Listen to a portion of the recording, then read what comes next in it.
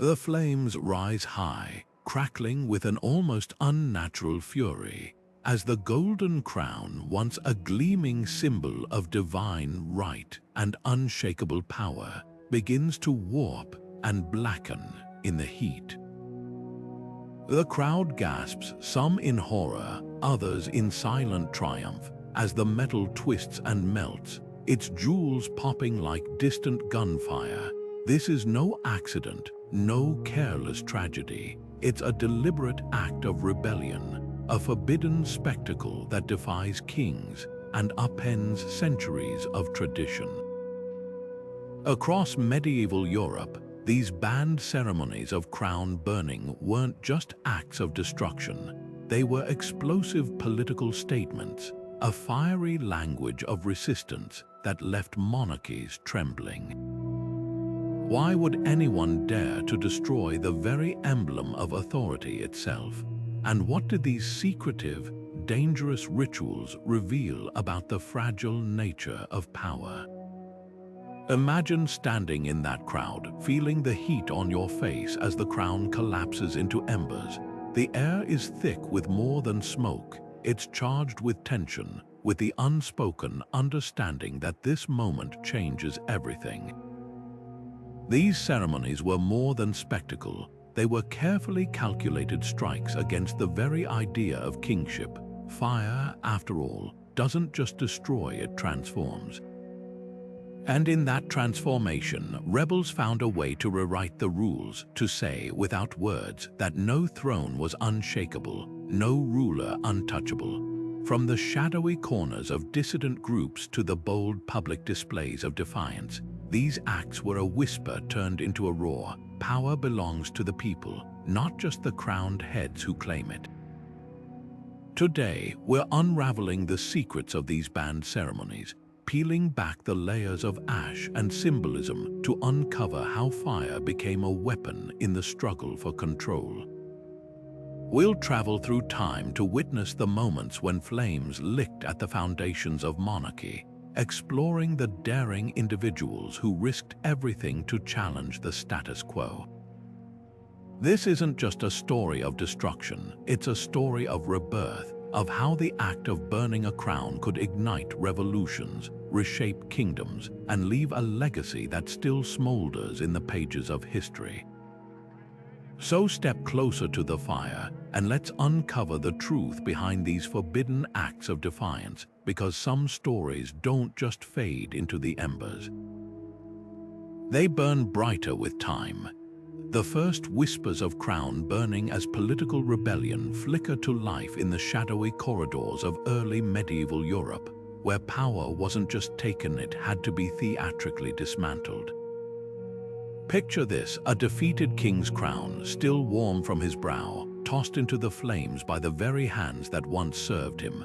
This wasn't petty destruction. It was a calculated act of political alchemy, turning gold into ash to prove a ruler's divine right could be revoked. Among the earliest recorded instances, the Merovingian dynasty offers a striking example. When the mayors of the palace finally overthrew the last Merovingian king, they didn't just exile him.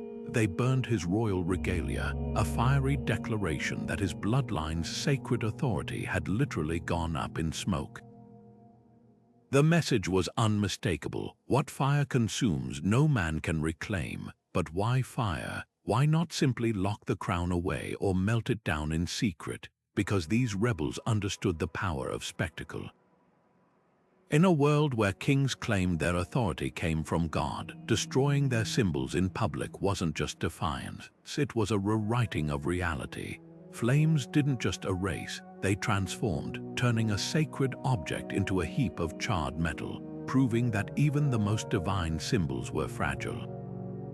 The act was a brutal kind of theater, staged to convince both allies and enemies that the old order was truly finished. When the Lombard Duke Alboin crushed his rivals in 6th century Italy, he didn't just seize their lands, he burned their crowns in the town square, turning victory into a visceral lesson for anyone who might doubt his new rule. These early crown burnings set a dangerous precedent, a blueprint for rebellion that would echo through the centuries. they revealed a startling truth. Legitimacy wasn't just about armies or treaties. It lived in symbols, and those symbols could be unmade. By the time the Carolingians rose to power, the act had become a grim ritual, a way to ensure no claimant could resurrect the past. The ashes of a burned crown were more than debris. They were a warning, a promise that some changes once made could never be undone. And as we'll see next, this fiery language of power didn't just belong to kings and conquerors. It would soon be seized by the people themselves, turning the ultimate symbol of authority into a weapon of revolution. Fire wasn't just a tool, it was a language. In the medieval world, where every flicker of flame carried meaning, burning a crown wasn't merely an act of destruction. It was a carefully chosen symbol, rich with layers of intention. To understand why rebels and usurpers reached for the torch, we need to step into a mindset where fire wasn't just heat and light, it was transformation itself. Across cultures, flames represented purification, a force that could scour away corruption and leave behind something new. But in the context of political rebellion, fire took on a darker, more defiant edge. Unlike breaking a sword or tearing a banner, acts that could, in theory, be reversed burning a crown left no room for doubt. The molten remains were a physical testament to the permanence of the act. Once gold turned to slag, no craftsman could restore it, no priest could reconsecrate it. The message was absolute: this authority is gone and it will never return. Compare this to other symbolic acts of the era. Shattering a king's sword might deny him the instrument of war, but the metal could be reforged. Ripping a royal banner was dramatic, but cloth could be stitched back together. Fire, though, was final. It consumed completely, leaving behind only ashes and memory. This irreversibility made it the ultimate weapon against the divine right of kings, a doctrine that claimed rulers were chosen by God himself. By reducing a crown to cinders, rebels weren't just challenging a monarch, they were rejecting the very idea that his power was sacred. No wonder the church reacted with horror. Ecclesiastical condemnations poured forth, branding these acts as sacrilege, a blasphemous assault on the natural order. To burn a crown was to mock the belief that authority flowed from heaven, and that made it dangerously subversive. Yet fire's symbolism cut both ways. If it could erase a king's legitimacy, it could also herald rebirth. In medieval thought, flames didn't just destroy, they purified, clearing space for new beginnings. This duality made crown burning uniquely potent. It wasn't just about toppling a ruler, it was about announcing a new era. When the Hungarian nobility revolted against King Andrew III in the late 13th century, they didn't just discard his crown, they fed it to the flames in a public square, a performative act that told the world the old regime was over and something else would rise from its ashes. The fire's light in that moment wasn't just destructive, it was prophetic, a beacon for the future. This tension between fire as annihilation and fire as renewal lies at the heart of these ceremonies. It's why they terrified the powerful and electrified the oppressed. A broken sword could be mended, but a burned crown, that was a line crossed, a threshold passed. And as we'll see, that threshold led straight into the heart of medieval Europe's greatest power struggle, the clash between earthly rulers and the church, each claiming to hold the keys to legitimacy. Because when you dare to burn what God himself is said to have sanctified, you're not just fighting a king, you're challenging heaven. But the flames of rebellion didn't just threaten kings, they terrified the church. To medieval clergy, a burned crown wasn't just a political statement, it was an act of heresy, a direct challenge to the divine order they swore to uphold. Papal decrees thundered from Rome, condemning these ceremonies as sacrilege, with Pope Innocent III himself warning that anyone who dared melt down a crown risked eternal damnation. The reason for their fury was simple. If a king's authority came from God, then destroying his crown wasn't just treason, it was blasphemy. Church officials saw these acts as a virus, one that could spread doubt among the faithful.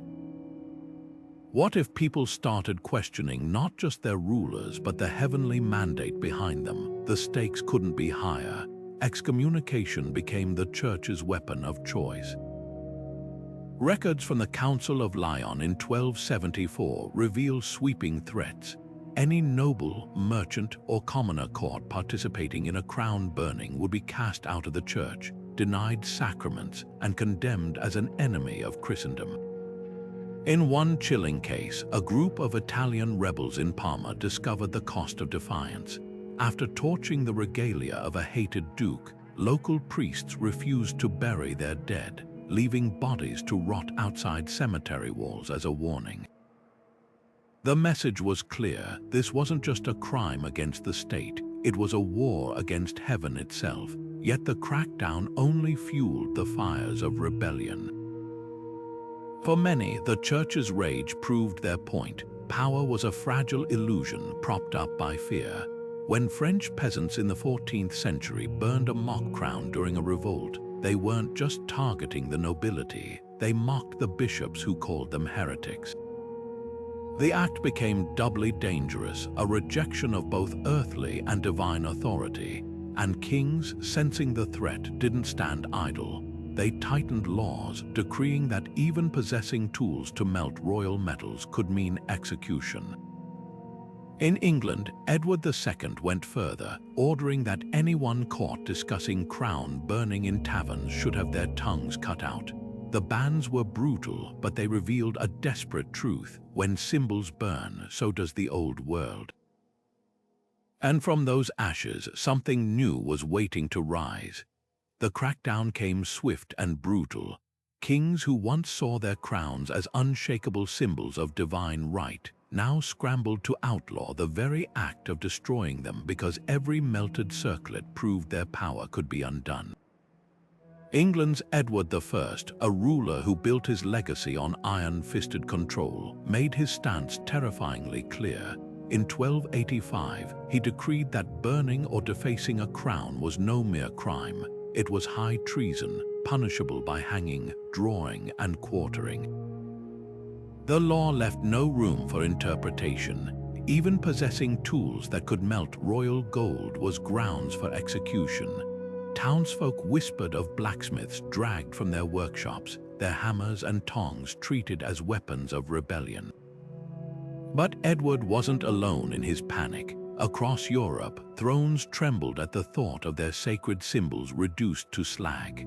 France's Philip IV went further, ordering not just the death of offenders but the confiscation of their family lands. A generational punishment meant to terrify would-be rebels into silence. In the Holy Roman Empire, entire villages were held collectively responsible if a crown was burned within their borders, their crops torched and wells poisoned as warnings. The message was unmistakable: challenge the crown's sanctity, and you challenge the fabric of society itself. Yet the harsher the laws, the more they backfired. Public executions meant to her Dissent instead became stages for martyrdom. When a group of Flemish burghers were burned alive in 1302 for melting down a count's regalia, their ashes were smuggled away in lockets, relics of defiance that spread through the underground. In England, Edward's draconian measures didn't stop crown burnings. They just drove them deeper into secrecy. Taverns became hubs of whispered plots, where the clink of a coin against a mug could mask the sound of a file scraping gold. The irony was bitter. By treating these acts as existential threats, kings only proved how much power lay in symbolism. Every law, every execution, every confiscation screamed the truth rebels already knew: authority wasn't divine. It was fragile, and as we'll see next, that realization would ignite revolts far more dangerous than any flame.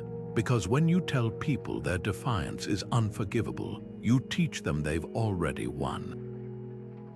The year was 1381, and England was a tinderbox waiting for a spark.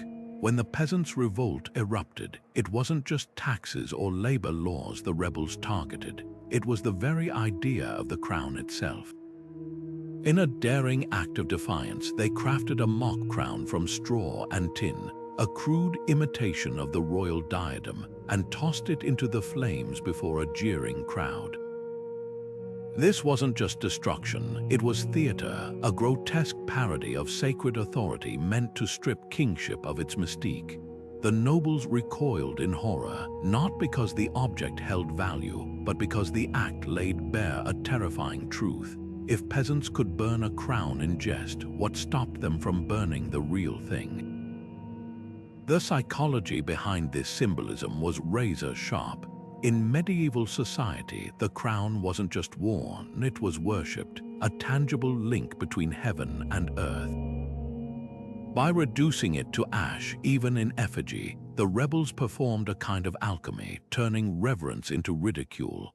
The fire's light exposed the fragility of the social order, proving that what one class held sacred, another could treat as kindling.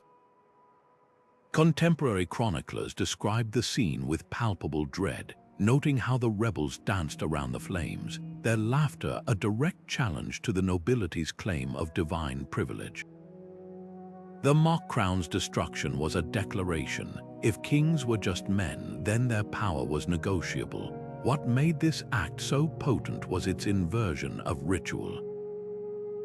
Crown burning had long been a tool of usurpers, but now it was wielded from below. The rebels didn't just reject authority, they mocked its sacred theater, replacing solemn ceremony with raucous spectacle. When the flames consumed their makeshift crown, they weren't just burning an object, they were burning the script of feudalism itself. The nobility's panic was immediate. Records show lords doubling their guards, fearing the revolt would spread like wildfire. Their terror wasn't misplaced. The revolt's leaders, like the fiery preacher John Ball, understood the power of symbols. When Adam delved and Eve span, who was then the gentleman, Ball's famous sermon asked, echoing through the crowd as the mock crown blackened. The answer, written in smoke and embers, was clear: no one. Yet the revolt's suppression revealed the limits of symbolic rebellion. The crown could be mocked, but the structures upholding it, the armies, the laws, the church, remained intact. When King Richard II faced the rebels, he offered promises with one hand while gathering swords with the other. The rebellion collapsed, its leaders executed, but the embers of its defiance lingered.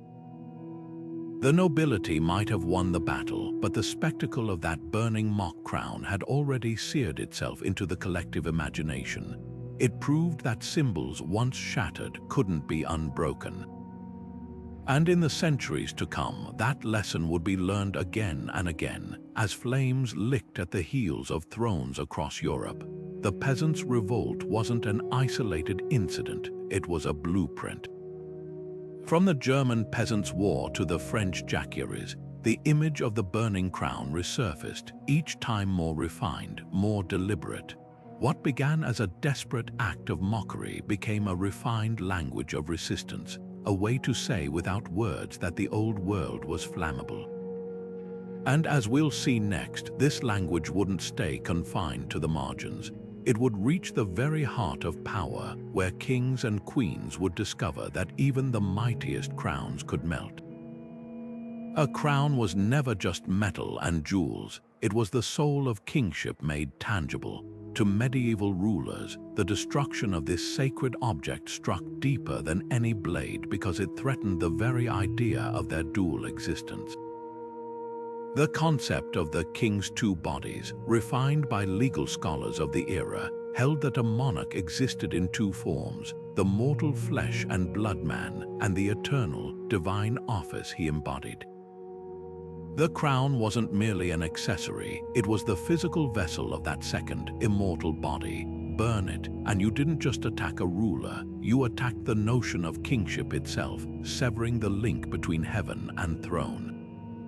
This explains the sheer terror these acts provoked. When rebels in 14th century Castile melted down a captured crown, King Pedro the Cruel didn't just punish the perpetrators, he ordered the molten gold poured down their throats.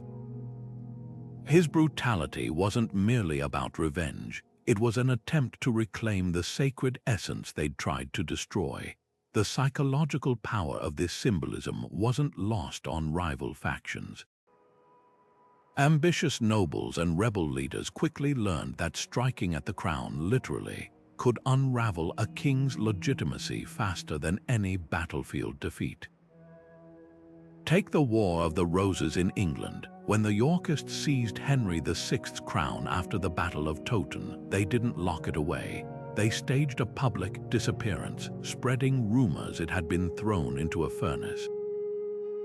The effect was electric. Henry's supporters, already demoralized, began deserting en masse, not because their king was captured, but because his sacred aura had been extinguished. Without the crown's mystical weight, Henry was just another frail man, and that was a truth no amount of loyalty could withstand. Even foreign invaders weaponized this vulnerability. During the 100 Years' War, French chronicles gleefully recorded how English regalia was defiled in battles, knowing the damage went beyond the physical. A dented crown could be repaired, but the whispers that followed, that God had withdrawn his favor, were impossible to silence. The Habsburgs took this logic further, keeping a collection of melted crowns from defeated rivals in their vaults. These twisted relics served as both trophy and warning. Here is what happens to those who dare challenge us. The message was clear: authority wasn't just won by force, but by controlling the symbols that made force feel inevitable. Yet the most revealing reactions came from the kings themselves. Their frantic efforts to heal damaged crowns through elaborate reconsecration rituals, pilgrimages to holy sites, or even commissioning identical replacements in secret, exposed their deepest fear. That power was a collective illusion. When the Danish King Eric of Pomerania lost his crown in a shipwreck, he didn't just order a new one, he forced the same goldsmiths to recreate it stitch by stitch, as if the original's divine power could be replicated through craftsmanship. It was a desperate pantomime, one that proved the rebels' point. If a crown's magic could evaporate so easily, perhaps it had never been real to begin with. This psychological warfare reached its peak during succession crises, where rival claimants raced not just to claim crowns, but to destroy those held by competitors. The Byzantine Empire's history is littered with such acts, usurpers melting down predecessors' regalia, not to erase their memory, but to absorb their legitimacy. Like a medieval version of absorption lines in economics, the destruction of one crown was meant to transfer its authority value to another. The tactic rarely worked as intended, but the attempts reveal the central paradox of medieval power. The more rulers insisted their authority was divine and unassailable, the more they betrayed their terror that it was anything but. What began as crude acts of rebellion had evolved into a sophisticated language of control. By the late Middle Ages, the destruction of crowns wasn't just a threat, it was a diagnostic tool, exposing which rulers had built their power on genuine loyalty and which clung to authority by symbols alone. And as Europe staggered toward the Renaissance, this lesson would be writ large in fire and gold, as revolutions proved that no crown, no matter how hallowed, was truly fireproof. In the shadowy chess game of medieval power, rival dynasties didn't just conquer territories, they incinerated symbols. When the Habsburgs and Luxembourgs clashed in the Holy Roman Empire, their battles weren't fought only with swords but with torches. Take the infamous feud over the Bohemian crown. After seizing Prague in 1346, Charles of Luxembourg didn't just imprison his rival, Henry of Habsburg. He staged a macabre spectacle, burning Henry's ceremonial crown in the same square where coronations were held. The ashes were then scattered to the wind, a deliberate parody of the anointing rites that once sanctified Henry's rule. This wasn't mere destruction, it was political theater at its most savage, transforming sacred ritual into public humiliation. The Habsburgs retaliated in kind. Decades later, when they reclaimed dominance, Frederick III ordered the melted remains of a Luxembourg crown reforged into a chalice, a twisted trophy meant to symbolize how his line had consumed theirs. The message was as subtle as a dagger to the ribs. Their rivals' legitimacy hadn't just been broken, it had been digested. Such acts reveal a chilling truth about medieval power struggles. Defeating an army wasn't enough. To truly erase a dynasty, you had to annihilate its sacred artifacts, reducing centuries of divine right to a pile of charred debris. But the true genius of these acts lay in their cruelty. By burning crowns where coronations once took place, rivals didn't just mock their enemies, they poisoned the very spaces tied to their authority. In Aachen, the traditional coronation city of German kings, rebels from the House of Wittelsbach once burned a rival's regalia on the cathedral steps, then mixed the ashes with dirt and threw them into the royal procession's path. Every footstep that followed was a desecration, grinding the remnants of kingship into the mud. Chroniclers of the time described how bystanders trembled, not at the flames, but at the blasphemy of it all, as if the rebels had rewritten scripture itself.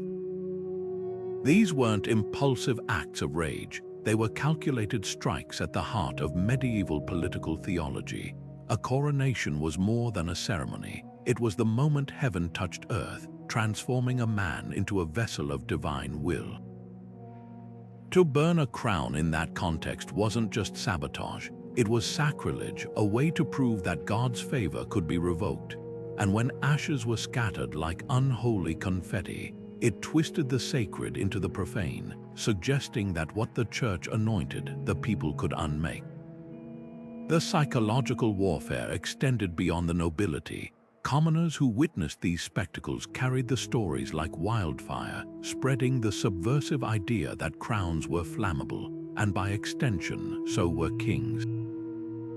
By the time the Hussite Wars erupted in the 15th century, rebels weren't just burning crowns, they were staging mock coronations with melted gold, crowning peasant kings in grotesque ceremonies that inverted the social order. The aristocracy's worst fear had been realized.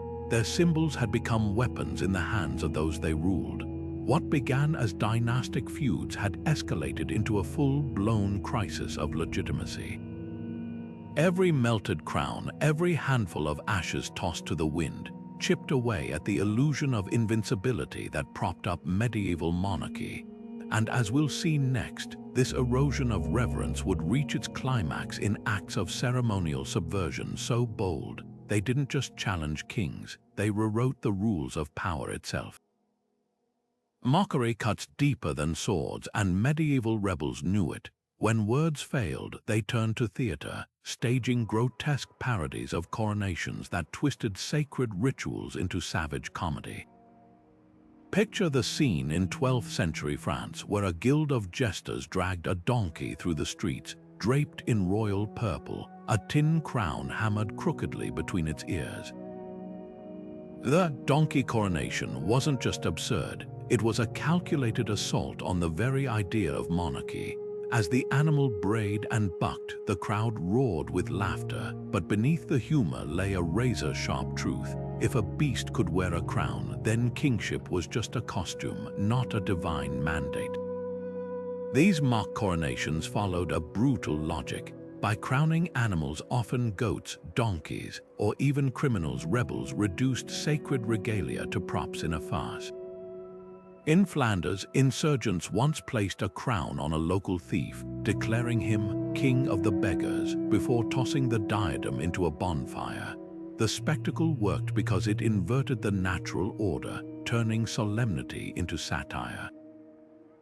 Chroniclers recorded the clergy's horror at these acts, not because they endangered the throne physically, but because they poisoned the well of belief. A real coronation required holy oil, chanting priests, and the weight of tradition. A parody needed only audacity and a drunken crowd. The genius of these performances lay in their layers. On the surface, they were crude jokes, easy to dismiss as mere revelry.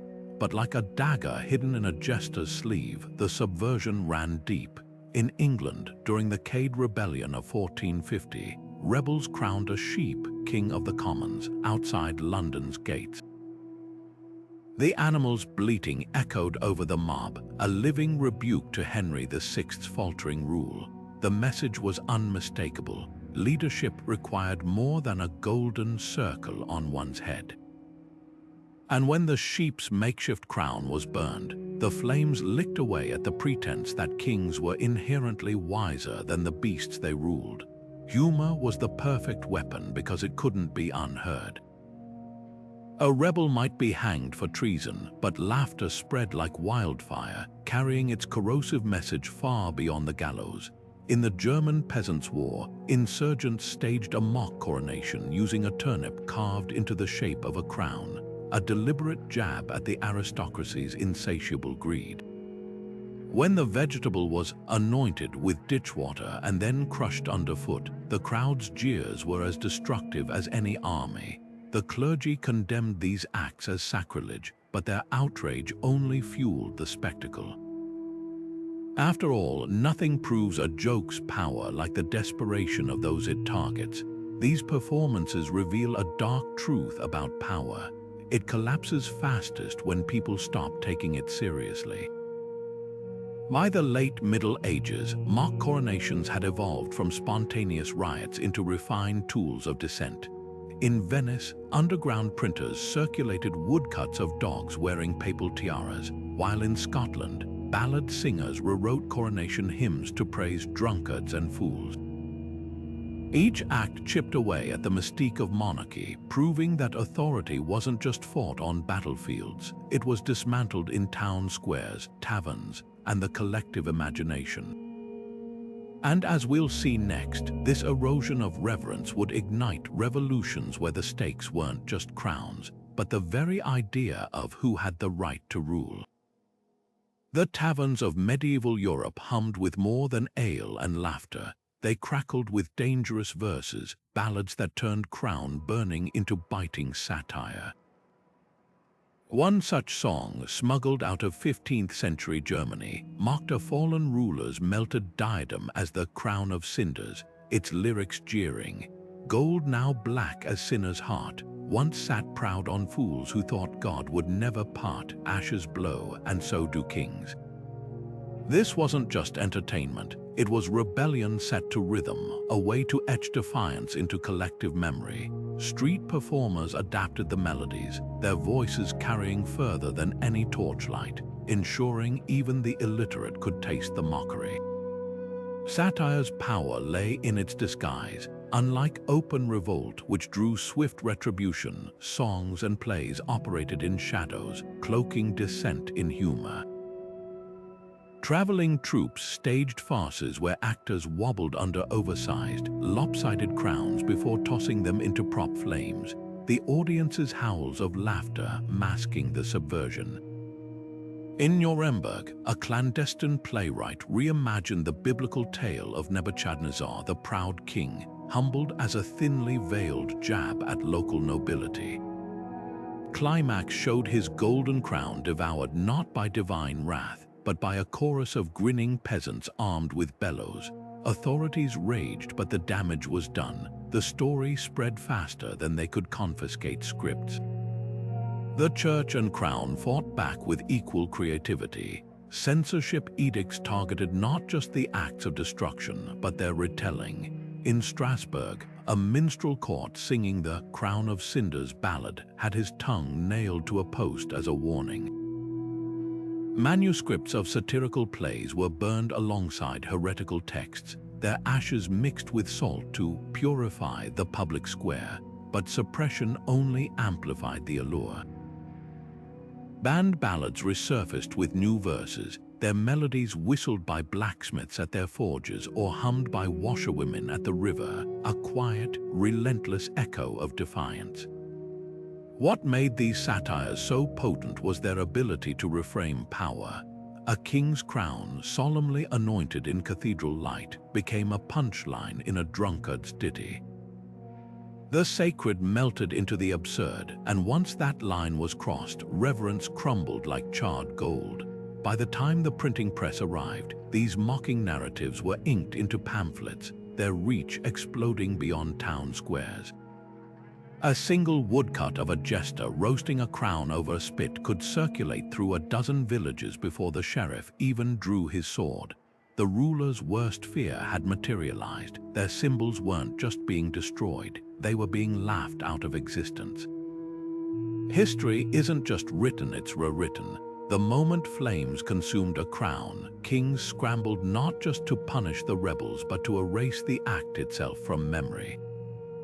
Take Frederick II of Sicily, a ruler so haunted by the burning of his ancestors' regalia that he ordered every mention of it scraped from parchment.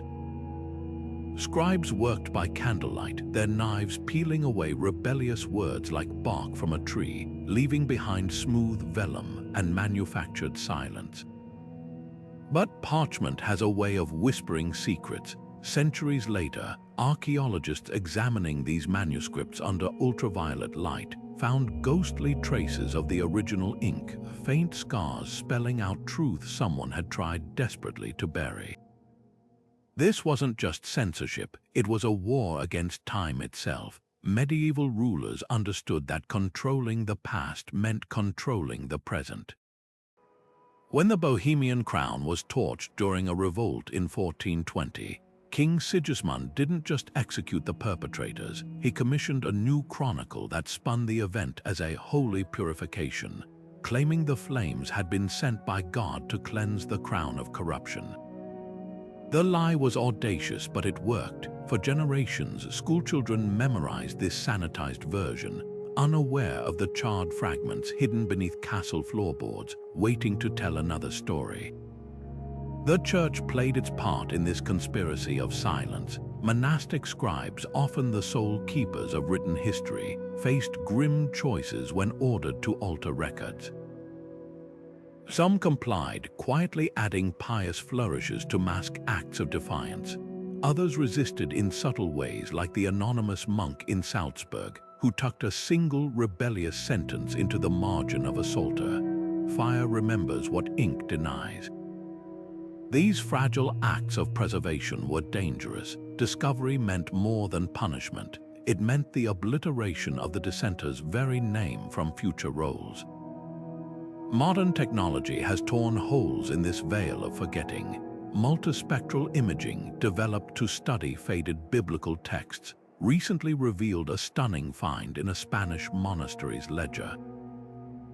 Beneath layers of fresh ink, scholars uncovered a 12-year gap in the records, precisely the years when crown burnings surged during a peasant uprising.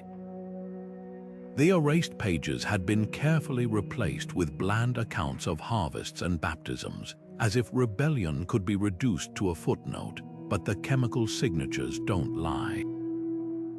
The parchment still carries the molecular ghosts of iron gall ink that once screamed of fire and defiance. These discoveries force us to ask, how many acts of resistance vanished into the silent margins? For every scorched crown we know about, how many were erased so thoroughly that not even ashes remain? The answer might lie in the unlikeliest places, like the personal diary of a French noblewoman, buried in a private collection for 6 centuries. Its pages describe witnessing a crown burning as a child, an event absent from all official histories. "The gold ran like tears," she wrote, "and the priests told us next Sunday that it had never happened." Her words, meant for no one's eyes but her own, survived precisely because they were hidden away, too insignificant to warrant censorship. Now, as historians piece together these fragments, a startling pattern emerges. The eras with the most aggressive censorship, the missing years, the corrected chronicles, often coincide with periods of profound unrest. It's as if the sheer volume of repression betrays the scale of the threat rulers feared. And perhaps that's the ultimate irony of these acts of forgetting. In trying to erase defiance, kings left behind the clearest evidence of its power. Because when you burn a crown, the world remembers. But when you burn the memory itself, you admit something far more dangerous: that the truth was flammable all along. Beneath the floorboards of a crumbling Czech monastery in 2019, archaeologists made a discovery that sent shockwaves through medieval scholarship: a single, twisted fragment of gold, its surface blackened and bubbled from intense heat. Carbon dating placed it in the late 14th century, a time when records mysteriously skipped over entire years in Bohemia's history. But this wasn't just any melted metal. Its curvature matched the dimensions of royal crowns from the period, and microscopic analysis revealed traces of myrrh, a resin used exclusively in coronation anointments. The fragment was a smoking gun, physical proof of a crown-burning ceremony so dangerous, someone had tried to bury it twice, first in fire, then in silence. This breakthrough wasn't isolated. Across Europe, new technologies are stitching together the torn fabric of suppressed history. In Catalonia, spectral imaging exposed a monk's hastily scribbled note beneath a prayer book's illuminated page: "The Duke's crown fed to the furnace tonight, though none will speak of it come dawn." In Suffolk, ground-penetrating radar revealed a pit filled with charred metalwork near a medieval guild hall, a hidden graveyard for regalia destroyed during peasant uprisings. Each discovery acts like a key, turning in the lock of official narratives to reveal what power brokers hoped would stay forgotten. Folklore studies add another layer to the puzzle. Oral traditions, long dismissed as superstition, now offer startling corroboration. A Lithuanian folk song collected in the 19th century describes the night the golden circle drowned in fire, its lyrics preserving details that match the Czech crown fragment's burn patterns. In the Swiss Alps, a children's counting rhyme mentions 9 crowns for the flames, a possible reference to the 9 rebellious cantons that rejected Habsburg rule. These weren't just stories, they were smuggled histories, passed down in whispers when parchment was too dangerous. Modern media has become the unexpected ally in this recovery. When a popular streaming series dramatized the discovery of the Bohemian crown fragment, amateur historians flooded museums with newly surfaced family heirlooms, paintings, tapestries, even a toddler's rattle shaped like a distorted crown, all bearing hidden clues. Video game modders recreating medieval Europe stumbled onto something profound. By virtually burning digital crowns based on historical metallurgy data, they demonstrated how specific alloys would warp, providing forensic blueprints for identifying real-world artifacts. Even TikTok's algorithm accidentally reunited fragments of knowledge as viral trends analyzing medieval memes. Yes, they existed, revealed coded jokes about melted regalia. The irony is rich. Centuries after kings and clergy tried to erase these acts, technology and pop culture are pulling them back into the light. Every melted fragment, every half-remembered rhyme, every pixelated reconstruction chips away at the old illusion that power is permanent. Because the truth these discoveries scream isn't just about the past, it's a warning. What one generation burns, another may resurrect. And what survives isn't the gold, but the story of how it burned. The flames that once devoured medieval crowns haven't faded into history. They've leaped from town squares to television screens, from parchment to pixels. When Daenerys Targaryen in Game of Thrones melted the Iron Throne with dragonfire, audiences didn't just see a CGI spectacle. They witnessed the latest chapter in an ancient language of rebellion. That moment, with its molten metal and crumbling power, echoed the same visceral truth medieval peasants understood: destroy the symbol, and you unravel the system it represents. Modern storytellers didn't invent this imagery. They borrowed it from a playbook written in ash centuries ago. Look closer, and the parallels are everywhere. In the Hunger Games, the Mockingjay pin starts as a trinket and becomes a weapon, just as a straw crown burned in 14th century England morphed from joke to threat. Even superhero blockbusters like Black Panther grapple with the weight of regalia. T'Challa's ceremonial armor isn't just clothing, it's a totem that must be shattered to break tradition's grip. These aren't coincidences, they're proof that the act of dismantling symbols still carries the same electric charge it did when rebels tossed gold into bonfires. But it's not just fiction keeping this flame alive.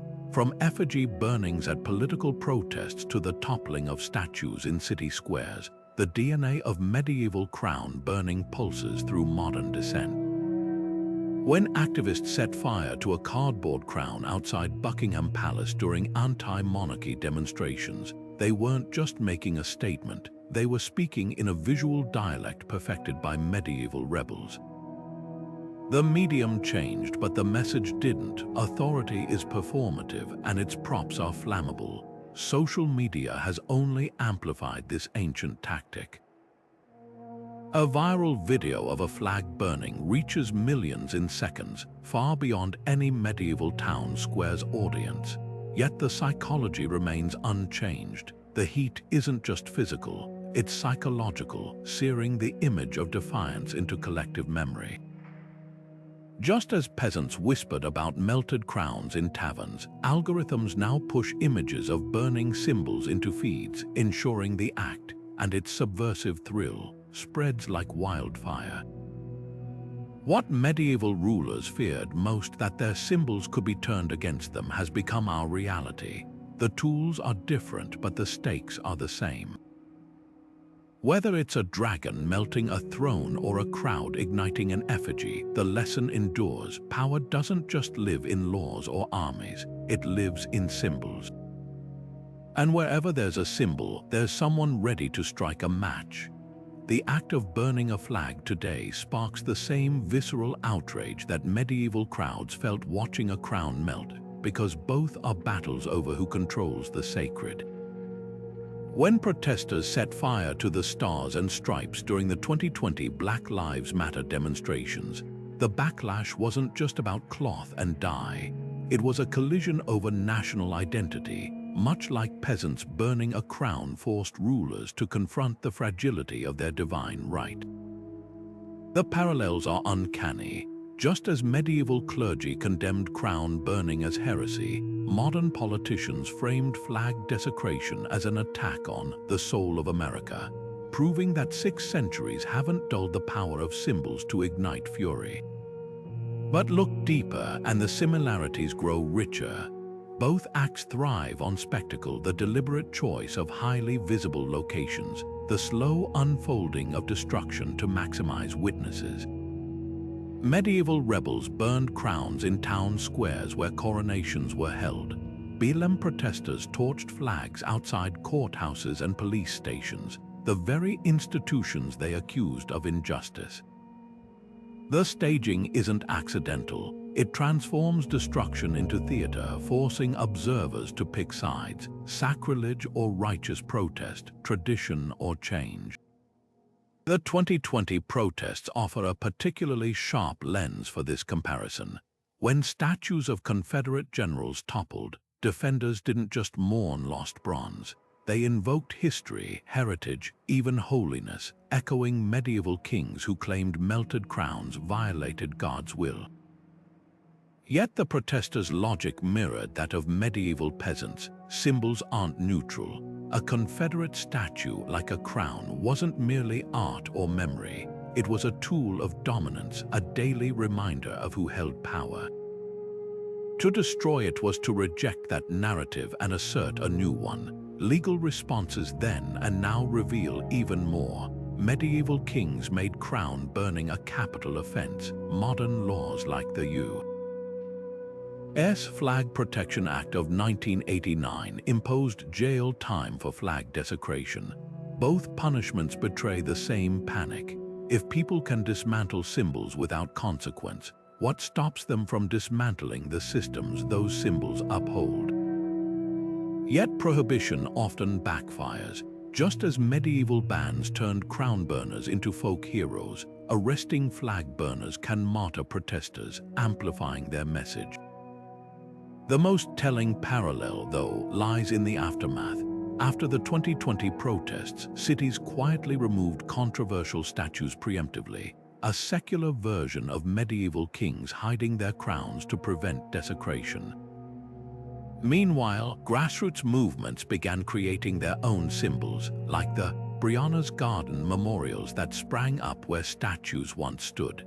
This mirrors medieval rebels minting coins from melted crown gold, turning tools of oppression into emblems of resistance. What these echoes prove is timeless. When people feel unheard, they speak through symbols because symbols are the language of power. And whether it's 14th century gold or 21st century bronze, those who control the narrative control far more than metal. They shape what a society venerates and what it's willing to burn. Official histories would have us believe crown burnings were rare, scattered acts of madness footnotes in the grand chronicles of kings. But wander into the taverns and farmsteads of medieval Europe, and you'd hear a different story. While scribes obediently recorded battles and treaties, ordinary people preserved the truth in songs, rhymes, and stories passed down like secret heirlooms. Take Ireland's Ballad of the Burning Crown, a defiant tune outlawed for 400 years but still whispered in coastal villages. Its lyrics describe a rebel chieftain melting a stolen English diadem, the molten gold, flowing like a river of sunlight into the sea. No court chronicle mentions this event, but the ballad survives in 27 regional variations, each adding new details, proof that memory outlasts parchment. This cultural tug of war reveals a fascinating pattern. The more fiercely authorities suppressed these acts, the more stubbornly folklore preserved them. In the Scottish Highlands, mothers sang lullabies about the night the king's circlet turned to smoke, while German farmers carved crown-burning scenes into the undersides of ale barrels, hidden from tax collectors' prying eyes. Even children's games carried echoes of rebellion. A Flemish skipping rhyme counted down as 10 lords' crowns crackled in the flames, its cheerful rhythm belying its dangerous roots. These weren't just stories, they were underground archives, safeguarding what official records dared not admit. The church fought a losing battle against this oral resistance. When Spanish priests in Galicia discovered villagers reenacting a crown burning with straw and painted wood each midsummer, they ordered the ritual banned, only to find it resurrected as a harvest play the following year.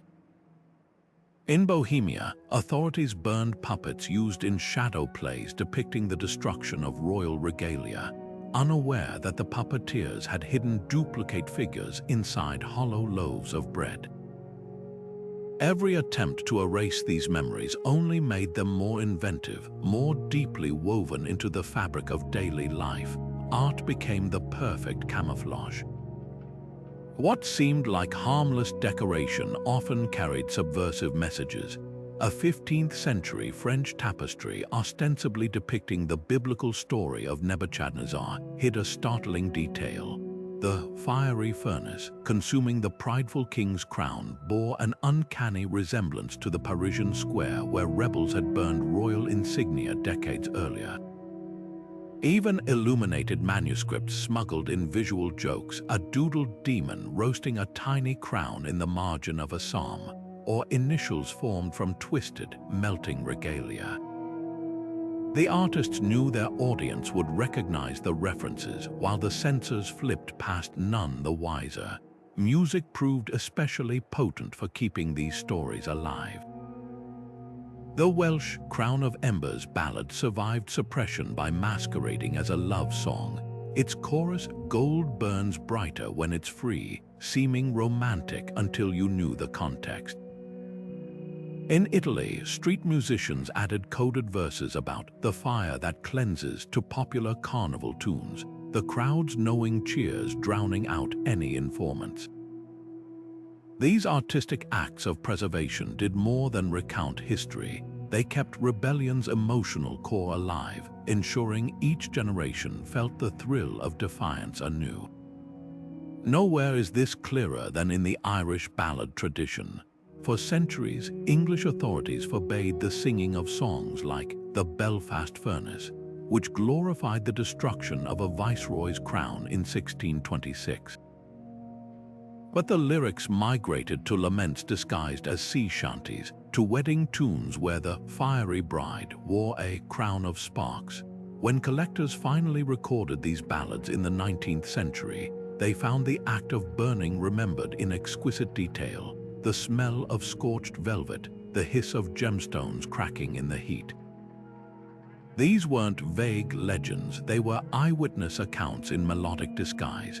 The lesson here is profound. While kings controlled the scribes, the people controlled the stories.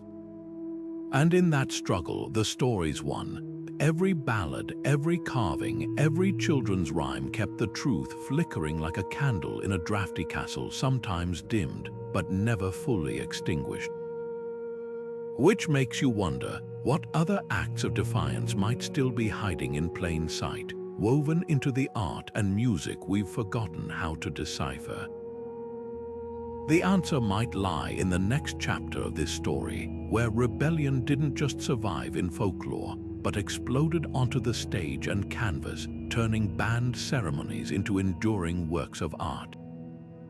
Hidden beneath layers of varnish in a 16th century Flemish banquet scene lies a secret, a tiny, almost invisible figure in the background holding a smoldering circlet over a brazier. Art historians now believe this could be the only surviving clue to Pieter Bruegel the Elder's lost masterpiece, The Burning of the Crown, a painting so inflammatory it was reportedly destroyed by Habsburg agents within weeks of its creation. Bruegel, the cunning satirist of peasant life, had embedded the forbidden act into an otherwise mundane wedding feast, knowing the aristocracy would overlook the rebellion simmering in the margins. This wasn't just art, it was sabotage with a paintbrush, proof that even the most heavily policed regimes couldn't stamp out dissent when it wore the guise of creativity. Poets wielded their quills with equal daring. The troubadour Mockery, writing in 12th century Provence, composed verses so thinly veiled they barely counted as allegory. "The fire that purges gold also purges lies," he wrote, a line that landed him in exile when local lords decoded its meaning. But his songs spread anyway, carried by merchants and minstrels who added new stanzas at every stop. One ballad, The Crown's Twilight, became an underground anthem. Its refrain, "What melts in day's last light may yet rise with dawn," a direct challenge to the idea that authority was eternal. These artists didn't just document crown burnings, they turned them into cultural touchstones, ensuring each act of defiance lived on long after the embers cooled. Women, often erased from official accounts, played pivotal roles in preserving these stories. The Venetian poet Gaspara Stampa smuggled coded references to a famous crown burning into her love sonnets, comparing a lover's betrayal to a diadem tossed to the flames by a lady's hand. Her work, dismissed for centuries as sentimental verse, is now recognized as radical proof that women weren't just bystanders but active participants in these rituals. In Ghent, tapestry weavers deliberately misread royal commissions, threading scenes of melted crowns into biblical scenes of divine judgment. One surviving panel shows Jezebel's downfall, but look closer. The dogs tearing at her flesh wear collars of twisted gold, unmistakably fashioned from broken royal regalia. The most astonishing survival tactic, humor, a now famous doodle in the margin of a French psalter depicts a donkey wearing a crown while a monkey holds a torch to it, captioned, "A Sermon for Proud Beasts." The cleric who owned the book likely chuckled at the jab, never realizing he'd become an unwitting accomplice to heresy. These artists and writers grasped a truth that terrified the powerful. Ridicule was deadlier than rage. A king could hang a rebel, but how did you punish a joke that everyone remembered but no one claimed to have made? From Bruegel's hidden flames to Stamper's fiery metaphors, these works formed a shadow archive of resistance, one that no bonfire of books could fully erase. They remind us that rebellion isn't always forged in steel. Sometimes it's painted in the corner of a canvas, stitched into a tapestry, or hummed in a tavern where the wine flows as freely as the secrets. Matilda of Tuscany stood in the torchlight, her face unreadable as the imperial crown. A symbol of the very man who tried to strip her lands sank into the molten gold bubbling in the crucible. This wasn't just rebellion, it was a meticulously staged humiliation, orchestrated by one of medieval Europe's most formidable women. While chroniclers of the time dismissed her as a mere widow playing at politics, Matilda understood the power of spectacle. By reducing the emperor's crown to a lump of shapeless metal, she did more than defy him. She exposed the fragility of his authority, proving that even the highest symbols of power could be unmade by a woman's hand. History loves to forget the women who wielded fire as a political tool.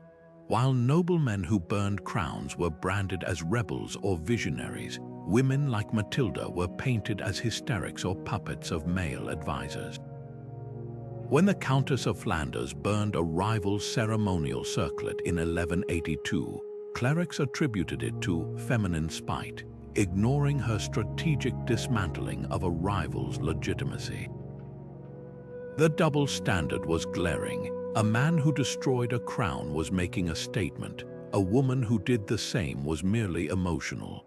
Yet these women were often the masterminds behind the flames, using their marginalized status as cover for acts of calculated defiance. The logistics alone reveal their sophistication. Unlike public burnings by male rebels, noblewomen's ceremonies were often private, held in castle courtyards or monastic kitchens where they controlled the witnesses. Matilda didn't just burn the crown, she invited the emperor's own vassals to watch, ensuring the story spread through the empire like wildfire. Other noblewomen turned domestic spaces into stages for subversion. Elena of Aquitaine's court poets whispered of a golden diadem melted down in secret during her rebellion against Henry II. The metal reforged into rings for her allies, a silent vow of solidarity worn on their fingers. Religious condemnation hit women hardest when the Abbess Hildegard of Bingen wrote approvingly of a crown burning as God's purifying fire. Male clerics accused her of heresy, while similar sentiments from Bernard of Clairvaux were debated as theology. The Church's fear was transparent. If women already considered spiritually volatile could claim divine sanction for destroying sacred symbols, what stopped peasants from doing the same? This gendered panic echoes in the trial records of Joan of Arc, where her alleged desire to burn the English king's regalia was cited as proof of demonic influence. Yet for all the attempts to erase them, these women's legacies smolder in unexpected places. A 12th century tapestry in Lucca shows a crowned figure long assumed to be male, holding a melting circlet. Recent infrared analysis revealed the original cartoon sketched beneath. The figure had breasts later stitched over by nervous artisans. Even the threads of history, it seems, couldn't fully conceal the truth. From Matilda's fiery defiance to the anonymous noblewomen who risked everything to reduce crowns to slag, their stories remind us that rebellion wears many faces, and some of the most daring were framed by veils. The flames that consumed crowns weren't just tools of the downtrodden, they were weapons in the hands of the elite too. While peasants burned symbols to reject oppression, nobles wielded fire just as ruthlessly, turning the same act into a calculated power play. Take the Knights' Revolt of 1525, a rebellion that shattered the myth of aristocratic unity. When German knights, men who'd sworn fealty to the Holy Roman Emperor, torched the crowns of regional princes, it wasn't poverty driving them, but profit. These weren't starving farmers, they were landed gentry watching their feudal privileges crumble under centralized rule. Their revolt proved crown burning wasn't about class, it was about control and who got to keep it. The knights' grievances were starkly economic, as emperors like Charles V tightened their grip, demanding taxes and loyalty oaths. The old nobility saw their autonomy melting faster than gold in a crucible. Burning a prince's crown wasn't just rebellion, it was a financial statement. By destroying the regalia that symbolized their rivals' authority, knights weren't just protesting, they were devaluing the competition. Contemporary accounts describe how rebel leader Franz von Sickingen deliberately targeted crowns from newly elevated families, the parvenus, who'd bought their titles with imperial favor.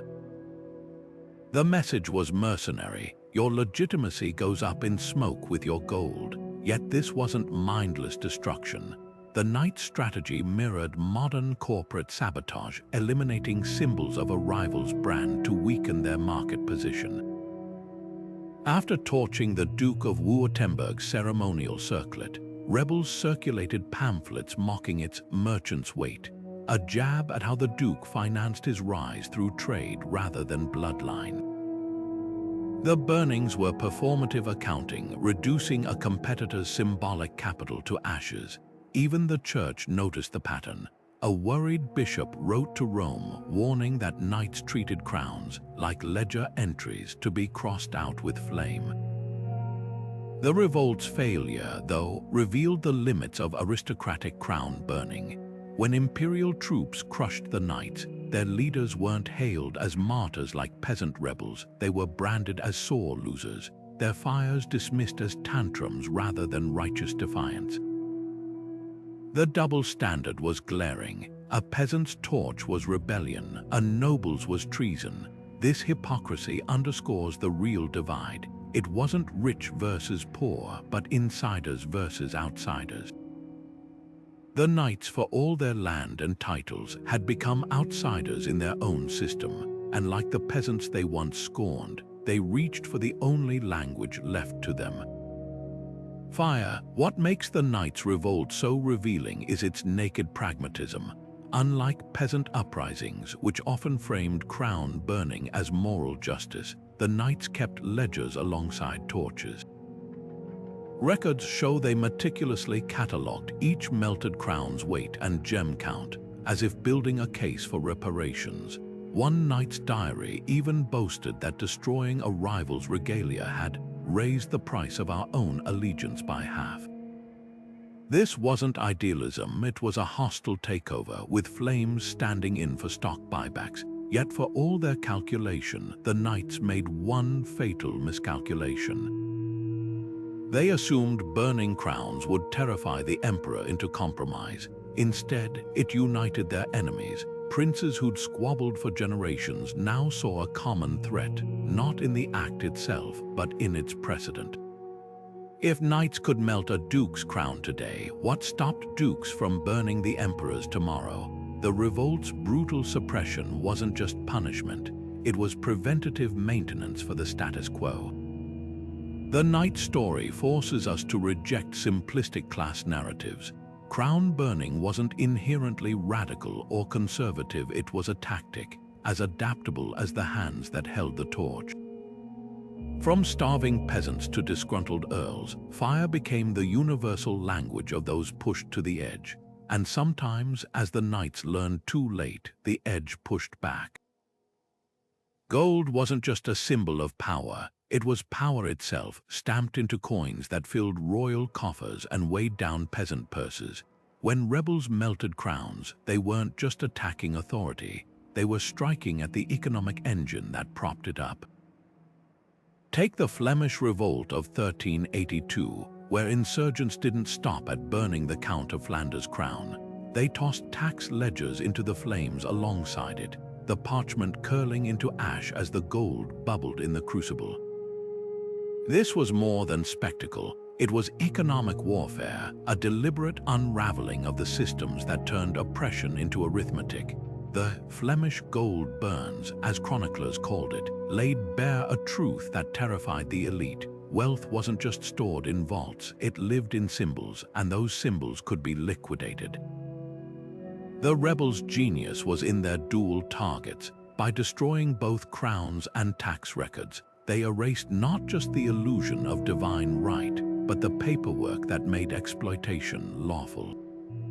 Contemporary accounts describe how the Count's agents scrambled to reconstruct assessments from memory, their numbers met with laughter and defiance.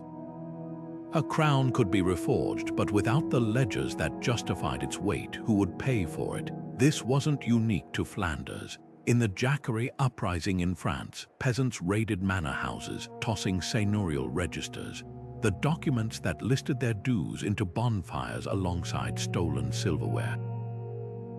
One particularly vivid chronicle describes a rebel leader stirring the molten metal with a charred ledger page, declaring, "This soup tastes of justice." The imagery was potent. Just as fire reduced gold to its raw form, it stripped wealth of its legitimacy, revealing the brute force beneath the gilded surface. But the economic symbolism cut deeper still. In an age where coinage derived its value from the ruler's stamped image, melting a crown wasn't just destruction, it was a perverse form of minting. Rebels in 14th century Essex reportedly recast a melted crown into crude tokens, each marked with a peasant's knife instead of a king's face. These makeshift coins circulated in village markets, a quiet mockery of royal monetary control. The authorities' reaction was revealing. They didn't just condemn the act as treason, but as counterfeiting, betraying their fear that rebellion could reshape the very currency of power. Alchemists of the era took note. While their treatises mostly obsessed with turning lead into gold, a radical fringe saw crown burning as a kind of reverse alchemy trance, forming the noble metal back into something base and mutable. The anonymous author of The Black Sun wrote that molten crowns revealed gold's true nature, not eternal but eager to flow, to change masters. This heretical idea that wealth was fluid, not fixed, would later fuel myths of rebel gold hidden in rivers or recast into church bells, waiting to ring in a new order. Yet the most enduring legacy of these acts wasn't in coins or ledgers, but in the collective imagination. When a crown dissolved in flame, it proved that the economy wasn't a natural law, but a fragile construct. And as we'll see next, that realization sparked more than revolts. It ignited legends where fire didn't just destroy wealth, but transmuted it into something far more dangerous: hope. Alchemy promised to turn lead into gold, but rebels whispered of a different kind of transformation, one where fire didn't just destroy crowns, but transmuted them into something new.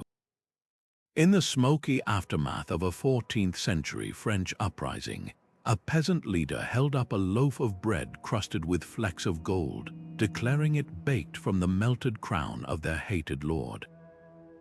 "Behold," he cried, "the alchemy of justice." The crowd roared as he broke the loaf, passing fragments hand to hand like communion. Whether the bread truly contained royal gold mattered less than the symbolism. Fire had turned oppression into sustenance, a crown into something humble and shared. This wasn't just rebellion, it was alchemical theater, proving that even the most unshakable symbols could be reinvented. The connection between crown burning and alchemy ran deeper than metaphor. Medieval alchemists sought the philosopher's stone, a substance capable of purifying base metals into perfection. Rebels, in their own way, performed a similar ritual using flames to strip crowns of their sacred aura, reducing them to mere metal that could be reshaped. A German ballad from the same era describes rebels recasting a melted crown into plowshares, singing, "What was heavy on our heads now lightens our fields." The imagery was deliberate, alchemy's promise of transformation made literal, turning the weight of authority into tools for survival. Regional variations of these myths reveal a fascinating pattern. In England, stories circulated of molten crowns reforged into church bells, their peals calling people to assembly instead of obedience. Spanish folklore spoke of a rebel smith who quenched hot crown metal in wine, declaring the resulting steam the breath of free men. Even the tools of destruction took on mystical significance. The crucible used to melt crowns was often called the rebel's womb in clandestine pamphlets, a place where old power died and new possibilities were born. The Church, ever wary of heresy, condemned these acts as devil's alchemy. A papal bull from 1393 specifically banned the transmutation of sacred metals into vulgar forms, equating it with black magic. Yet the legends persisted, blurring the line between rebellion and revelation. When a group of Italian insurgents melted a bishop's ceremonial mitre alongside a crown in 1506, they claimed the mixed metals formed a new alloy, the people's steel. Whether true or not, the story spread, proof that fire could forge not just objects but ideas. Alchemy's greatest secret wasn't changing lead into gold. It was the belief that transformation was possible at all. By framing crown burning as a kind of social alchemy, rebels turned destruction into creation, despair into hope, and in the flickering light of those fires, something extraordinary happened. People began to imagine that if a crown could change, so could the world. In the frozen north, where Viking sagas still whispered through the pine forests, crown burning took on a primal, almost mythic quality. Scandinavian rebels didn't just destroy royal symbols, they resurrected ancient gods in the process. When Norwegian peasants torched King Magnus VI's regalia in 1280, witnesses swore they saw the flames twist into the shape of Thor's hammer, a deliberate invocation of pre-Christian defiance. The act was less about politics than purification, a fiery return to the old ways before kings claimed divine right. Icelandic sagas later immortalized the event, describing how the molten gold hardened into amulets stamped with runes, talismans of a world where power flowed from the people, not the throne. Contrast this with the sun-baked squares of Mediterranean city-states, where flames crackled to a different rhythm. In Florence, rebels melted crowns not to summon pagan spirits, but to celebrate republican ideals. The act became a civic ritual, with the molten metal poured into molds shaped like laurel wreaths, symbols of merit, not birthright. A chronicler from Siena captured the scene in 1345, noting how artisans recast a melted crown into medals for elected officials, each stamped with the words virtue, not blood. Here, fire wasn't a return to the past, but a furnace forging a new future. The Spanish approach added a layer of poetic contradiction. During the revolt of the Brotherhoods in 1520, Valencian rebels fed olive branches, ancient emblems of peace, into the fires consuming their duke's crown. The aromatic smoke carried a paradox. Sometimes peace required destruction. A Franciscan monk, torn between horror and admiration, wrote that the flames smelled like Judgment Day and spring rain all at once. This duality defined Mediterranean crown burning. Where Scandinavians sought to erase Christian monarchy entirely, Spanish and Italian rebels aimed to reshape it, using fire as both scalpel and torch. The regional differences extended to timing. Northern burnings often coincided with solstices, tapping into pagan calendar magic, while Mediterranean acts clustered around civic holidays, days already heavy with Republican symbolism. In Sweden, rebels timed a crown burning to the winter solstice, when the Yule logs' blaze mirrored their own defiance. Meanwhile, Neapolitan insurgents chose the feast of San Gennaro, the city's patron saint of resilience, to melt their Bourbon ruler's diadem in 1547. The molten gold was then mixed into the saint's reliquary, a brazen claim that even heaven favored their cause. Yet beneath these contrasts lay a shared understanding. Fire spoke louder than swords. Whether invoked to summon Thor or to sanctify a republic, the axe's power came from its irreversibility. A northern peasant and a Florentine guildmaster might disagree on gods and governance, but both knew that once a crown liquefied, there was no unmaking the truth it revealed, that all authority, no matter how gilded, was ultimately mutable. And as the smoke curled into the sky, it carried the same message in every tongue: kings are made, not born, and what man makes, fire can unmake. The molten gold pooling at the base of the pyre posed a riddle that haunted medieval thinkers. Could annihilation truly be the first act of creation? Marsilius of Padua, the radical 14th century philosopher, argued in his incendiary treatise Defensa Passus that destroying symbols of unjust authority wasn't mere rebellion. It was the necessary labor pains of a new social order.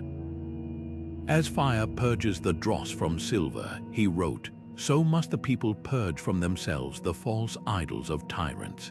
His words scandalized the church, but they captured the dangerous allure of crown, burning the notion that reducing a sacred object to slag might somehow clear the ground for something better. This paradox that destruction could be generative echoed through the chambers of revolutionary thought long before modern ideologies gave it a name.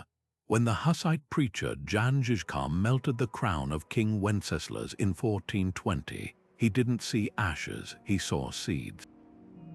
His followers collected the cooled droplets of metal, recasting them into medallions engraved with their movement's chalice symbol. The act was alchemy of the most subversive kind, a crown that once symbolized top-down rule, now fragmented into dozens of egalitarian tokens. Yet not all scholars agreed this transformation was virtuous. The English chronicler Thomas Walsingham condemned such acts as the devil's husbandry, warning that fire nourished only chaos. His contemporary, the mystic Julian of Norwich, offered a startling counterpoint. In her visions, she saw crowns burning not into ruin, but into something brighter and lighter, as if the flames were refining rather than erasing.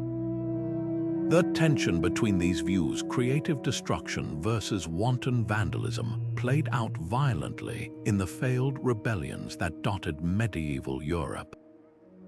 The Ciompe revolt in Florence began with weavers tossing the guild masters' silver coronets into the Arno, believing the river would carry their old oppressions out to sea. Instead, the act unleashed a spiral of retaliation that left the city fractured. Likewise, when peasants in the St. George's Night uprising melted Danish crowns in 1343, they imagined forging a new Estonian independence. What they forged instead was a bloodbath, as the Danish king retaliated with such ferocity that chronicles described the earth as salted with ashes. These failures exposed the gamble at the heart of the paradox. Fire could clear the ground, but it couldn't dictate what would grow in the scorched earth.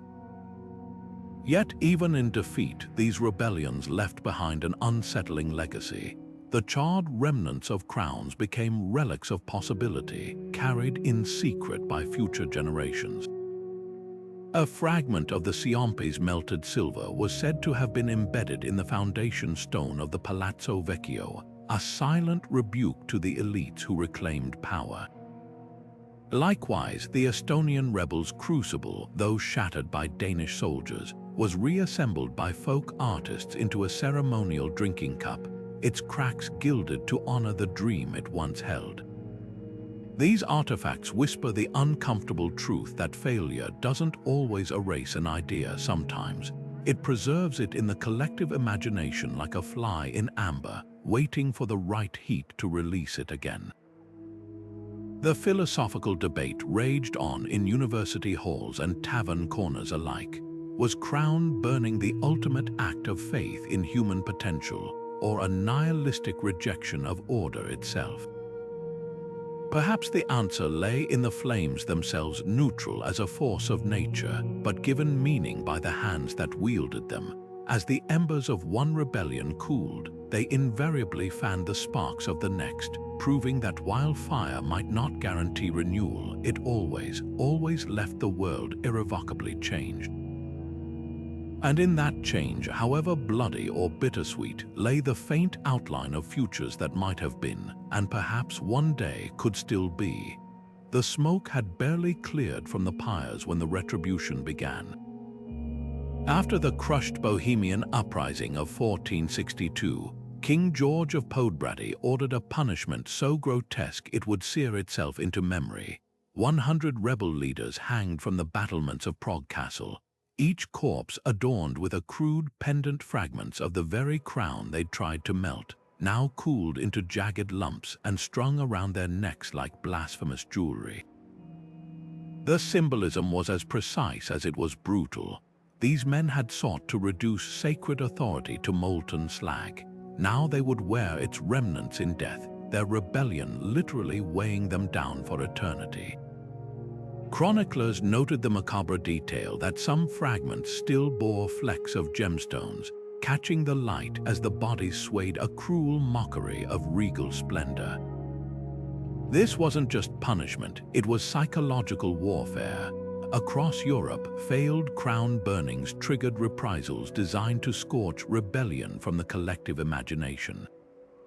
In Burgundy, Duke Charles the Bold forced captured insurgents to drink from goblets made from their own melted loot, the gold flecks glittering in the wine like fool's gold. "Swallow your treason," he reportedly taunted as the metal shavings grated against their teeth. Other rulers weaponized craftsmanship. After the Lollard uprisings in England, Henry V commissioned a chandelier from a melted rebel crown, its candles illuminating Westminster Abbey, a gilded warning that even the brightest flames of dissent could be harnessed to glorify the very power they sought to topple. Yet the most insidious punishments targeted not bodies, but memory.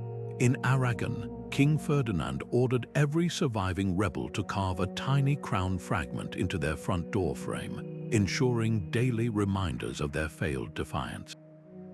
These markings of shame became hereditary. Generations later, descendants still chipped at the embedded metal, trying in vain to erase the stigma. The Church lent its weight to this erasure, rewriting liturgies to include prayers for those misled by the alchemy of rebellion, framing crown burning as a spiritual contagion. In one chilling example, the Bishop of Mainz commissioned a stained glass window depicting rebels burning in hellfire, their hands forever scorched by molten gold, a visual sermon meant to outlast living witnesses. Amidst this brutality, a paradoxical truth emerged. Repression often fertilized the very seeds it sought to destroy. The Bohemian rebels' melted crown fragments, intended as symbols of defeat, were secretly scavenged from the hanged corpses by sympathizers.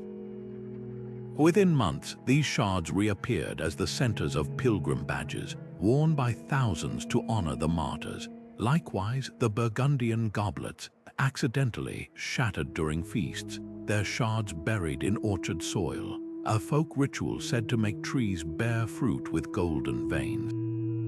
Even Ferdinand's doorframe markings were subverted, reinterpreted as protective sigils against royal tyranny. The authorities had tried to turn rebellion into cautionary tales, but the people spun them into folklore, proving that fire could be quenched, but its embers always scattered on the wind. Rare victories shone like sparks in this darkness. The successful Deucalion Rebellion of 1523 saw Swedish peasants melt King Christian II's crown not as an act of destruction, but as currency, selling the gold to fund their war chest. Here, fire became pragmatic, transforming symbolic capital into tactical advantage. Even rarer were cases like the Corsican uprising of 1567, where rebels recast a melted crown into a communal voting urn, its new purpose embodying the democracy they fought for. These exceptions were fragile. Many were later crushed, but their existence whispered an unsettling truth. Sometimes, against all odds, the crucible of rebellion didn't just destroy. It forged. The line between martyrdom and momentum was perilously thin. For every rebellion extinguished with hangings and goblets, another found its ashes stirred by an unexpected breath. When King George's men swept Prague's streets after the executions, they missed a single crown fragment kicked into a crack between cobblestones by a child's bare foot. It would lie there for decades, ground down by countless footsteps until it was no longer gold, just another glint in the dust. But on certain mornings when the light caught it just right, it still burned. The cobblestones of Prague ran red in the summer of 1419, but it wasn't just blood staining the streets, it was molten gold. When the Hussite rebels seized King Wenceslas's crown and fed it to the flames, they didn't just destroy a symbol, they ignited a revolution that would topple a dynasty. Unlike earlier uprisings crushed beneath royal boots, this fire couldn't be smothered. The Hussite secret wasn't just their fervor, but their strategy. They understood that to burn a crown successfully, you needed more than torches, you needed an alternative vision hot enough to fill the void. Jan Žižka, the one-eyed general who led the rebellion, orchestrated the burning as a calculated spectacle. As the crown twisted in the heat, his preachers circled the pyre, reciting scripture that framed the act not as sacrilege, but as divine judgment. The gold of kings grows dim before the gold of God's law, roared the radical priest Jan Hus's followers, turning the physical destruction into a theological reckoning. This fusion of spiritual and political defiance gave the Hussites something earlier rebels lacked: a cohesive ideology that outshone the crown's borrowed glory. Where peasant revolts often fractured over conflicting demands, the Hussites united behind Hus's teachings, transforming scattered grievances into a crusade. Their tactical brilliance extended beyond symbolism. While previous rebellions burned crowns in town squares, vulnerable to cavalry charges, the Hussites staged their destruction atop Prague's Witkov Hill, a fortress-like position where their makeshift war wagons could repel counterattacks. The molten crown became both banner and battle cry, its destruction broadcast from the high ground to demoralize approaching royal troops. Contemporary accounts describe Wenceslas's soldiers hesitating at the sight of smoke curling over the city, as if the rebels had stolen the sun itself from their king's brow. What truly set the Hussites apart, though, was their preparedness for the aftermath. While most crown burnings ended with rebels scrambling to fill the power vacuum, Žižka's forces had already minted their own currency, coins stamped with the chalice, symbolizing their movement's egalitarian communion. The melted crown's gold wasn't wasted. It was recast into these coins, funding their campaign while physically manifesting their new order. Even the ashes found purpose, mixed into ink for pamphlets that spread their message across Europe. Every element of the act was recycled into revolution, leaving no room for the old regime's return. The Church's reaction betrayed their terror. Pope Martin V didn't just excommunicate the Hussites, he launched 5 separate crusades against them, a desperation move that only legitimized their cause. By framing the crown burning as a holy act rather than a criminal one, the Hussites flipped the script, forcing their enemies into the role of aggressors. When imperial forces finally breached Prague's walls, they didn't find cowed subjects, they found streets lined with defiant murals depicting their own melted crowns, proof that the idea had outrun the sword. Yet the rebellion's ultimate triumph lay in its afterlife. Long after Žižkov's death, the Hussite crown burning became a template for future revolutions. Protestant reformers a century later would cite it as precedent, while Enlightenment philosophers passed its blend of symbolism and pragmatism. Even the physical remnants endured. Fragments of the destroyed crown, smuggled out by royalists, were later discovered to have been secretly alloyed with copper, a metaphor for how the rebellion had diluted the monarchy's purity forever. The fire of 1419 didn't just consume a crown, it forged a blueprint for how to dismantle power, one where destruction was never the end, but the first spark of creation. The embers of those medieval rebellions never truly cooled, they smoldered beneath the surface of European politics for centuries, waiting for the right wind to flare up again. When the executioner's axe severed Charles I's head in 1649, it wasn't just a king who fell, it was the final, brutal culmination of an idea centuries in the making. The crowd that day didn't gasp in horror. They surged forward, dipping handkerchiefs in royal blood and pocketing fragments of the shattered scaffold as relics. This wasn't spontaneous frenzy, it was the legacy of those forbidden crown burnings, the normalization of symbolic regicide passed down like a hidden language. The English Civil War didn't invent the notion that sacred authority could be unmade. It simply proved what peasants and rebels had demonstrated for generations. Monarchy wasn't divine. It was flammable. What began with melted gold in market squares ended with a blood-stained block at Whitehall because each act of defiance had chipped away at the mystique of kingship. The parliamentary forces who tried Charles weren't wild-eyed radicals, they were men steeped in history, some carrying family stories of ancestors who'd witnessed crown burnings firsthand. When they charged the king with tyranny, they cited precedent. Hadn't medieval communes burned regalia to hold rulers accountable?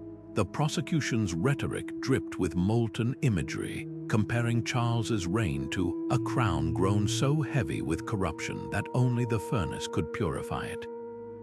The echoes were deliberate. By invoking this long tradition of symbolic dissent, Parliament framed regicide not as a shocking break from tradition, but as the logical endpoint of centuries of resistance. The aftermath revealed how deeply these ideas had taken root. Unlike medieval rebels who often hid their acts, the Commonwealth proudly displayed the dead king's crown in a London tavern, not intact but deliberately dented, its bent arches testifying to its new status as a curiosity rather than a sacred object. Visitors could pay a penny to try it on, a grotesque parody of coronation rites that would have been unthinkable 2 centuries earlier. This casual desecration proved how far the needle had moved. Where crown burning was once a capital offense, now the very concept of monarchy had become fair game for street theater. Yet the revolution's failure to establish lasting republicanism exposes the double-edged nature of this legacy. The same symbolic gestures that empowered dissent also risked becoming empty theater. When Charles II returned to power, he didn't just restore the monarchy, he staged a meticulous recoronation using miraculously rediscovered crown jewels, conveniently ignoring rumors they were clever replicas. The lesson was clear: symbols could be rebuilt as easily as burned, unless the systems upholding them changed too. The rebels of old had grasped this instinctively. Their fires were always accompanied by new assemblies, land reforms, and oaths of collective governance. The parliamentary forces, for all their boldness, focused so intensely on destroying the king's body that they neglected to fully reinvent his office. Still, the genie couldn't be forced back into the bottle. Even after the Restoration, the specter of those melted crowns haunted Europe's palaces. Philosophers like John Locke began arguing that if authority came from consent rather than divine right, then crowns were mere theatrical props, a direct echo of the peasant rebels who'd mocked kings with straw diadems. When the American revolutionaries dumped tea into Boston Harbor, they chose destruction over dialogue not because they'd forgotten history, but because they'd learned from it. Symbols had to be shattered before new ones could take their place. The French Revolution's guillotine and the Russian Revolution's melted Romanov jewels weren't spontaneous atrocities. They were the inheritance of a tradition that stretched back to those first defiant flames licking at golden circlets in forgotten town squares. Perhaps the ultimate proof of this legacy's power lies in what didn't happen. No European monarch today dares claim absolute divine right. Even the most ceremonial crowns acknowledge their power stems from constitutions, not heaven. That seismic shift didn't begin with philosophers or politicians. It began with ordinary people who looked at the most sacred object they knew and realized it would burn just like anything else. And in that realization, whispered across centuries in ballads, ashes, and fragments of twisted metal, lay the seeds of a world where authority had to answer to those it ruled or face the fire. The act of burning a crown was never just about destruction, it was theater, a grand performance designed to shatter the illusion that power was eternal. Every melted circlet, from the straw mockeries tossed by English peasants to the gilded diadems fed to flames by rival dynasties, carried the same explosive message. Authority is not divine but fragile, mutable, and always negotiable. Consider the Flemish rebels who danced around their bonfire of tax ledgers and royal gold, or Matilda of Tuscany reducing an emperor's crown to slag before his own vassals. These weren't mindless acts of rage, they were meticulously staged revelations, proving that the symbols upholding kings could be dismantled as easily as kindling. What made these ceremonies so dangerous wasn't the loss of metal or jewels, it was the precedent they set. When the Hussites melted Wenceslas's crown and recast it into coins stamped with their chalice symbol, they didn't just fund a rebellion, they demonstrated that value itself could be redefined.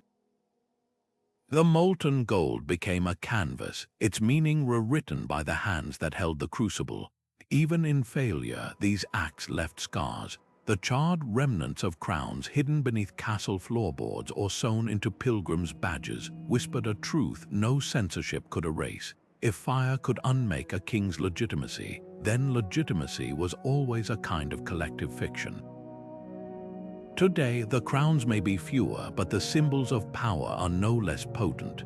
Think of the toppled statues in city squares, the shredded flags at protests, or the viral hashtags that reduce corporate logos to memes.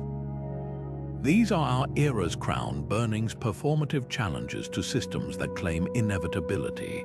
When activists project slogans onto skyscrapers or hack digital billboards to display dissent, they're wielding the same fiery language as those medieval rebels, just with pixels instead of pyres.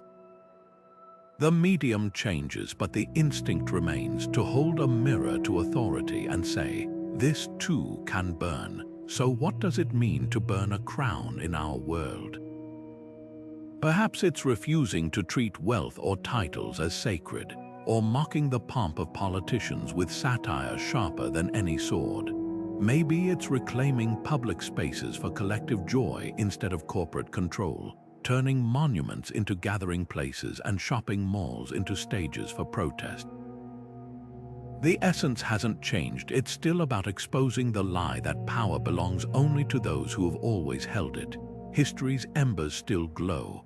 The next time you see a symbol of authority, whether a flag, a logo, or a uniform, ask yourself, what would it take to melt its meaning? Not with literal flames, but with defiance, creativity, or sheer refusal to play along. Because the lesson of those medieval rebels wasn't just about tearing things down. It was about proving that nothing, no matter how gilded, is unchangeable. And that's a truth worth keeping alive. Now, over to you. What modern crowns do you think are ripe for reimagining? Share your thoughts below, and if you're hungry for more stories of defiance, don't forget to subscribe. After all, the best histories aren't just told, they're sparked by conversation. Let's keep this fire burning.